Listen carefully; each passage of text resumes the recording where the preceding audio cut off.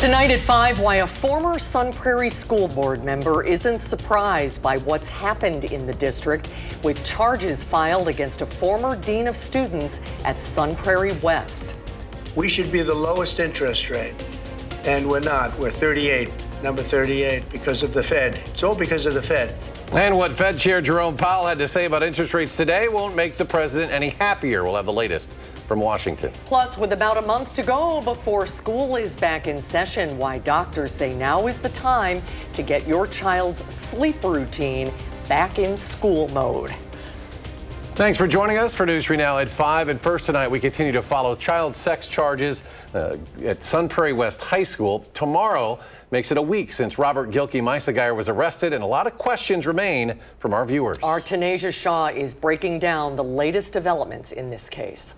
Lisa Goldsberry resigned from Sun Prairie Area School District School Board in December 2024. No one is shocked because, like I say, this district seems to have a culture where sexual predators are welcomed. The way the district handles things, like the arrest of former West High School Dean of Students Robert Gilkey-Meisegeyer, is one of the reasons she stepped down. In 1 year, we had a band teacher removed for filming kids in the bathroom. We had a resource officer in our school abusing children that both of them have since been convicted, and now this.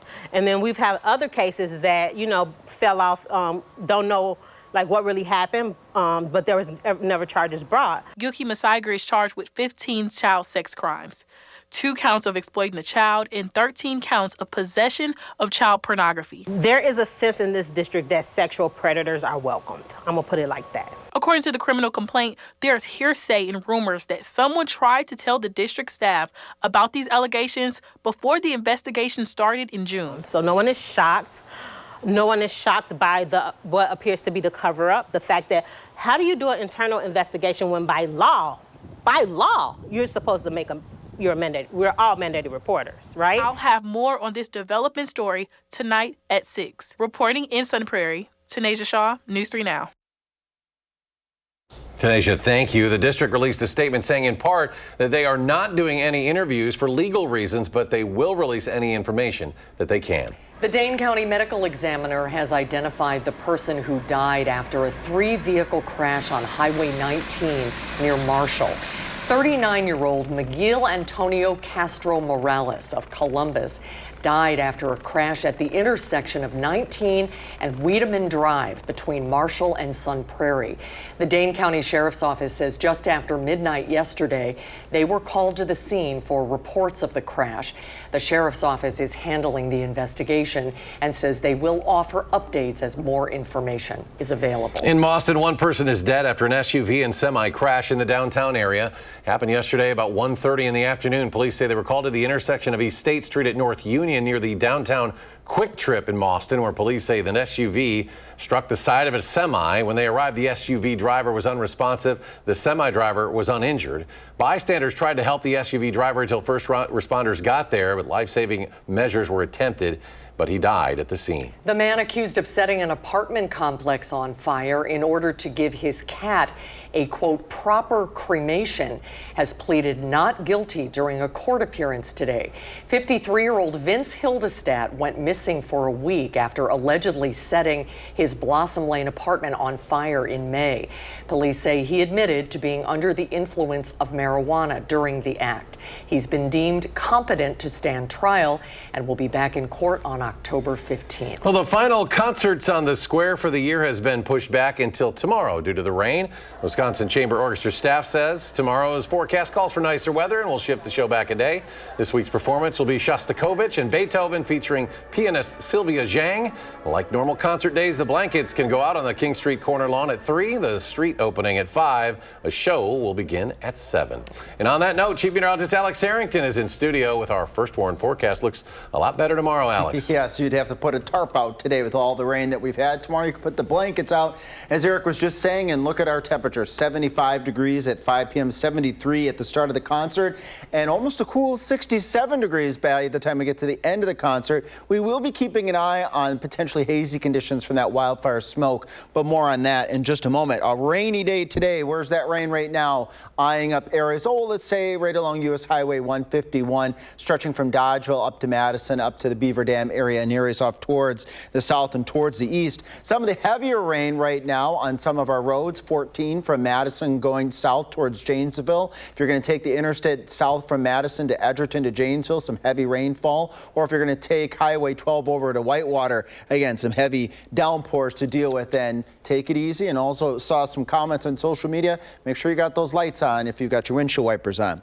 We've had upwards of an inch of rain right along U.S. Highway 151 to some places approaching 2 inches or more. And areas to the north and west of Madison saw considerably less rainfall as we were anticipating. Future track disperses those showers quickly as we go into the overnight period. So just a couple more hours here as we head towards 7, 8, 9 o'clock. Those showers will eventually end, and then we have to keep an eye on that smoke. More on the smoke and when we will kick that smoke out of here, that Canadian wildfire smoke. That's coming up when you join me in a few minutes, in just a moment. All right, thank you, Alex. Federal interest rates are staying unchanged between 4.25% and 4.5%. That's according to the Fed chairman, Jerome Powell. He announced the rate decision this afternoon, saying that economic growth has moderated or slowed down. He added that inflation has eased from its high point in 2022, but tariffs are pushing up the prices of some goods. We believe that the current stance of monetary policy leaves us well positioned to respond in a timely way to potential economic developments. We should, and we're very strong, and we should be lowering the rates. You know, each point that this gentleman keeps up costs us $365 billion a year. Interest rates staying high means it will be difficult for most to purchase a home. However, some banks are offering higher annual percentage yields on savings accounts due to the higher rates. Some high-yield accounts are paying nearly 4% per year. The U.S. economy rebounded sharply in the second quarter. The Commerce Department says the nation's gross domestic product, a key economic indicator, registered an annualized rate of 3% in the April through June period. That's up from the negative 0.5 percentage point rate in the first quarter, which was the first quarterly GDP decline since 2022. During the second quarter, businesses dialed back on buying imports after stocking up earlier in the year to get ahead of the president's tariffs. Well, we're now a full week in a Packers training camp, and while fans love all the fireworks on offense with guys like Jordan Love and Josh Jacobs, we all know defense wins championships. And last year, the Packers made huge strides on that side of the ball. New defensive coordinator, former Boston College head coach Jeff Hafley taking over for Joe Barry. And as our Channel 3000 Packers senior writer Jason Wilde reports from inside Lambeau Field, Hafley was only scratching the surface.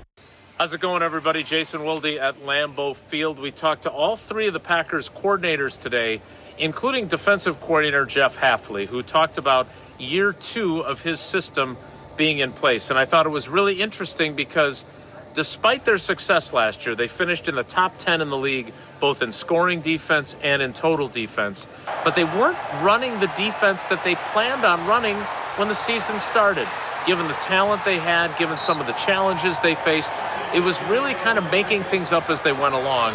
And Jeff Hafley, being a very good coach and an NFL head coaching candidate, figured out a way to make it work. But now in year 2, they've got that baseline that they have, but they also have the ability to evolve. And Jeff Hafley told us that it's almost as if there's a new coordinator for year 2, even though it's him. So we'll see what this defense is capable of being, but there are high hopes here in Green Bay that they have an even more elite unit than they had last year. That's it for all today. Remember to check out all of our Packers coverage for free at channel3000.com, and of course sign up for our newsletter as well. Jason, thank you. And Saturday night already is the 24th Packers Family Night at Lambeau Field. The doors will open at 5:30. The team will take the field at 7. Well, potty training can be a challenging milestone for many parents. We spoke with pediatrician Dr. Dan Beardmore about some of the do's and don'ts. Many parents feel pressure to potty train early, but experts say timing is everything. Signs that a child might be ready include wanting to take their diaper off, verbally communicating about needing to go to the bathroom, or showing awareness when they're about to go. So the biggest piece of advice is to pick up on your child's cues and their developmental readiness. and then help them along the process, as opposed to, putting them into a box and setting them up for failure if they're not ready for it.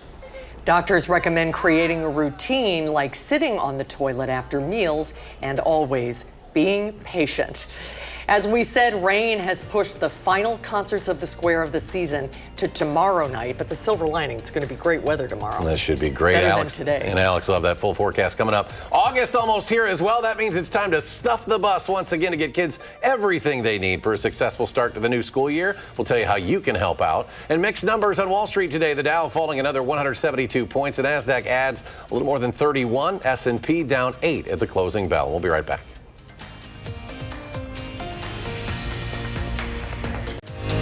You're watching News 3 Now at 5. Well, the summer is winding down and the school year is inching closer. If your student's sleep schedule is a little bit off, it's time to get it back in line. It's not easy. Dr. Caroline Weingart with Nationwide Children's Hospital says if your child's sleep routine was derailed during the summer, you're obviously not alone, but you can start to reset that routine before school starts. Walk back their bedtime starting now, but do it gradually.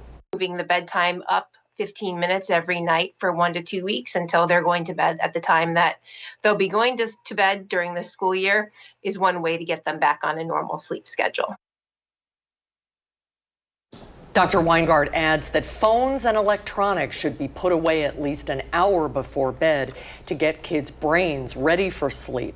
Focusing on the wake-up time is important too. Sleeping in a bit on the weekend is fine, but they should be getting up at the time they would for school. Dr. Weingart also says your students should avoid naps longer than 20 minutes. Well, it's also that time of the year again. The News 3 Now Back to School Supply Drive is back. In partnership with the Boys and Girls Club of Dane County, we're helping local students get the school year started, ready to succeed. From Monday, August 4th through the 15th, we're collecting school supplies to support thousands of students across Dane County. Our big kickoff event, Stuff the Bus, will be held at the Walgreens on University Avenue. It starts Monday, August 4th, and it will wrap up with one final push on August 15th. You can help us stuff that bus full of school supplies by dropping them off or by making a donation during the events. Let's fill the bus and make a difference together. For details, visit channel3000.com. It's a great event every year, thanks to everybody who helps us. It's a very generous community that we live in. We're very lucky. Now let's get a check on the weather, and the rain continues to fall today. Yes, very soaking rain today. By all means, much of southern Wisconsin picking up quite a bit of rainfall. Some areas picking up nearly 2 inches close to the Wisconsin-Illinois border. But here's some good stuff. Even though the concerts on the Square, we were in conversation with them earlier today and yesterday, we're moving into Thursday, and a much nicer day is in the forecast. Temperatures in the 70s for the start of the concert, much lower humidity values. We will keep an eye on that PM 2.5, that wildfire smoke, and we're going to talk about that a bit more in just a moment. But a much better day tomorrow than today with all the heavy rain showers that we've had. Now, those showers will end as part of the 3 things you need to get out of the forecast tonight. Some of that wildfire smoke will linger into Thursday and turning just pleasant as we head towards the upcoming weekend. Mild temperatures for a change, not that hot, humid stuff that needs the air conditioning. Dane County, a lot of green here from west to east, although up towards Cross Plains, up on 14, a little bit lighter, a little bit heavier towards the south and towards the east, towards Stoughton, over towards Evansville, over towards the Monroe and Janesville area. So if you have any travel to the south on the interstate and I-39 down towards Janesville, it's going to be maybe just a bit of a slower go because of that rainfall. Still coming down heavy at times here. Future track, I think, is just a little bit ahead of itself. I think the rain will not end in Madison as it's showing here at 5:30, probably closer to 7 o'clock at night as we get down towards Janesville, maybe 8, 9 o'clock, and then that will move towards the Wisconsin-Illinois border and out of here as we head towards the later evening hours. Then we just see partly cloudy skies overnight tonight. Eventually we're going to turn clear, so we get rid of all that white across southern Wisconsin. That means the sun will be out on Thursday all day, but a bit on the hazy side, and that's because of that wildfire smoke that we're going to talk about here right now. Current smoke conditions right now, wildfire smoke, a little bit higher concentrations north and west of Madison towards the Dells. Why? Because the rain from the Dells and areas to the south and east has pulled down some of that PM 2.5, some of that smoke down to the ground, but then it will fill back in behind, and we see that as we head towards 1 o'clock in the morning. A little bit of green and a little bit of yellow filling in back over southern Wisconsin because the rain won't be pulling that smoke down to the ground. But it's in the light to moderate category through noon on Thursday. And then as we get into Thursday evening, we're starting to see even lighter concentrations of smoke moving into southern Wisconsin. By Friday, we should hopefully have clear skies and no hazy conditions. But until noon on Thursday, for those of you that are susceptible to the wildfire smoke, this is in the unhealthy range, orange to the red, unhealthy for some, meaning it's probably a better idea as we go into Thursday morning that maybe take those activities indoors. But conditions will improve, though, as we just noted here as we go into Thursday afternoon. Mid to upper 50s tonight, not upper 60s or lower to middle 70s. Not a muggy night tonight, not muggy by any stretch of the imagination as we go into Thursday. Highs of 75 pretty much across the board here. A gorgeous day, low humidity values, staying low humidity values all the way out into early next week. It's not until we get to maybe Wednesday of next week that we start to get some of that tropical feed coming back north from the Gulf, and that brings those warmer temperatures and those daily chances for showers and thunderstorms to return. Earlier today was a rainy drive up to Sauk City, but I had a great time, and a shout out and thank you to the Sauk Prairie Optimist Club for having me out for lunch and to talk about my 40-year journey, about my passion for weather that started as a farm boy in Arena, Wisconsin. All have started with that tornado scene in The Wizard of Oz, which I have seen many, many times. And I told them they can go after their dreams too, a theme from the movie that I've always followed. I learned about their club quite a bit more today too. Here's what they had to say. But we also deliver Meals on Wheels in the community.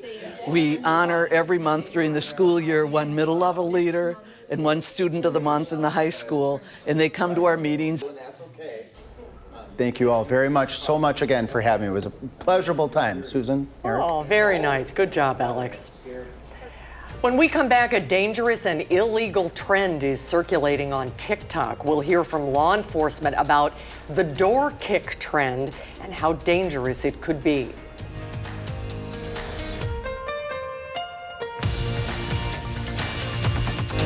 You're watching News 3 Now at 5. Police in Maryland have arrested 2 teenagers for allegedly kicking in people's doors in the middle of the night. The dangerous prank appears to be part of a new social media trend. Some of the incidents have been caught on camera. Tara Lynch reports. We hear boom, boom, boom. They had kicked my door in and busted my whole door frame. A viral new TikTok trend is startling neighbors awake in the middle of the night. Teens running up to homes and kicking doors as loud as they can. Early Monday morning, Candace Knight says the trend hit her doorstep. Out of fear, she hid her 12-year-old son in a closet. When the chaos was over, she found her door frame busted. It was gut-wrenching. It was whoever comes through this door, I will die to protect him. They donkey kicked my door loud. It was shocking, to say the least. I had my grandchildren with me. 2 o'clock in the morning, bam, bam, bam. I shoot up out of bed. It sounds like a sledgehammer. Anne Arundel County Police say 2 teens, 13 and 14 years old, were arrested and charged. Neighbors say this is more than a silly prank or a ding-dong ditch. That's nothing compared to what they did. And what worries me is that some mother is going to lose their child. How do you not know that your children aren't home at 3 a.m.? You play stupid games, you win stupid prizes. These children are going to lose their lives over something so stupid. In Harford County, one neighbor tells WJZ she called police when her door has been targeted, but the kids get away with just a slap on the wrist. I can tell you that you feel very threatened when it happens, like someone's coming to get us. It would be very helpful if the authorities would take it a little more seriously with the kids. Now, we spoke with the Madison Police Department about this trend. They say they have not heard about it or any patterns related to it, but they did say if it were to happen here, they would take those reports very seriously. There have been a handful of reports from the Waukesha area of this trend, but they are not widespread. We'll have a final check of your First One forecast after a short break.